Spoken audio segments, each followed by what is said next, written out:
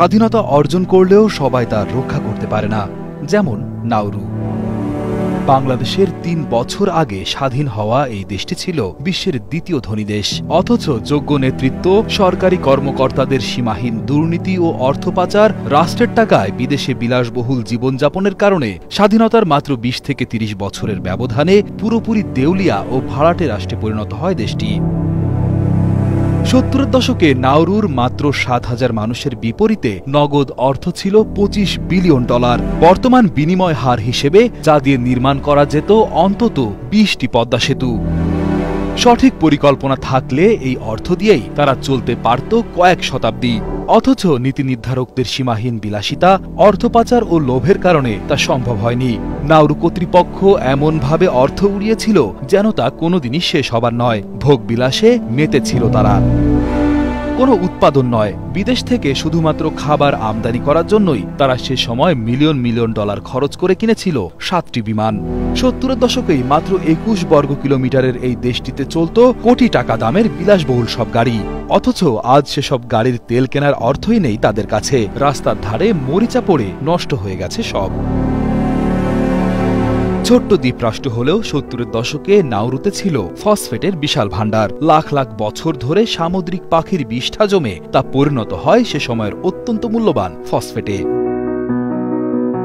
যা স্বর্ণের খনি হয়ে ধরা দেয় নাউরুর কাছে। ১৯৬৮ সালে স্বাধীনতা অর্জনের পরপরই ফসফেট বিক্রি করে নাউরু বনে যায় বিশ্বের দ্বিতীয় ধনী রাষ্ট্র। আর তেল সমৃদ্ধ দেশ কুয়েত ছিল প্রথম। ৭০-এর দশকে নাউরুর মাত্র ৭,০০০ মানুষের বিপরীতে নগদ $২৫ বিলিয়ন থাকলেও তাদের ছিল না দূরদর্শী কোনো পরিকল্পনা। অব্যবস্থাপনা ও নেতাদের সীমাহীন দুর্নীতি নিঃস্ব করে দিতে শুরু করে নাউরুকে, আর তার ফল ভোগ করে দেশটির অসহায় জনগণ। একসময় ফসফেট ফুরিয়ে গেলে ধীরে ধীরে ফাঁকা হতে থাকে রাষ্ট্রীয় কোষাগার। ৭০-এর দশকের ধনী রাষ্ট্র ৯০-এর দশকেই পরিণত হয় দেউলিয়া রাষ্ট্রে। পথে বসতে বাধ্য হয় পুরো নাউরু জাতি। ভাড়াটে বা হাত পাতা রাষ্ট্রে পরিণত হয় দেশটি। নাউরু এখন পুরোপুরি অন্যের সাহায্য নির্ভর। বেশিরভাগ সাহায্যই আসে পার্শ্ববর্তী দেশ অস্ট্রেলিয়া থেকে। ২০০১ সালে অবৈধ অনুপ্রবেশকারীদের রাখার জন্য নাউরুতে উদ্বাস্তু শিবির প্রতিষ্ঠা করে অস্ট্রেলিয়া।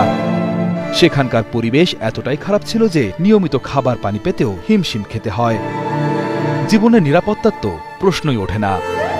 নাউরুতে ছোট্ট একটি সংসদ থাকলেও বাজেট তৈরি হয় পার্শ্ববর্তী দেশ অস্ট্রেলিয়াতে। ফসফেট আহরণের জন্য মাত্রা অতিরিক্ত খোঁড়াখুড়ির ফলে মিঠা পানির উৎস দূষিত হয়ে পড়ে এবং বর্তমানে ৭০% জমিতে ফসল আবাদ করা সম্ভব নয়। আমদানি করা প্রক্রিয়াজাত খাবারই নাউরুর অধিবাসীদের একমাত্র ভরসা। নাউরুর ৯০% নাগরিকই বেকার, ৯৭% পুরুষ এবং ৯৩% নারী স্থূলতার শিকার। ৪০% নাগরিকের রয়েছে টাইপ 2 ডায়াবেটিস, কিডনি বিকল এবং হৃদরোগ সেখানে খুবই স্বাভাবিক ঘটনা। নাউরুর আশেপাশের ৩০০ কিলোমিটারের মধ্যে নেই কোনো স্থলভাগ। বেশ চমৎকার প্রাকৃতিক পরিবেশ থাকলেও বছরে ২০০ জন পর্যটকও আসে না দক্ষিণ প্রশান্ত মহাসাগরের মাঝে অবস্থিত এই দ্বীপরাষ্ট্রে। তবে এত সমস্যার পরেও নাউরুর অধিবাসীরা বেশ প্রাণবন্ত এবং হাসি খুশি থাকে সব সময়।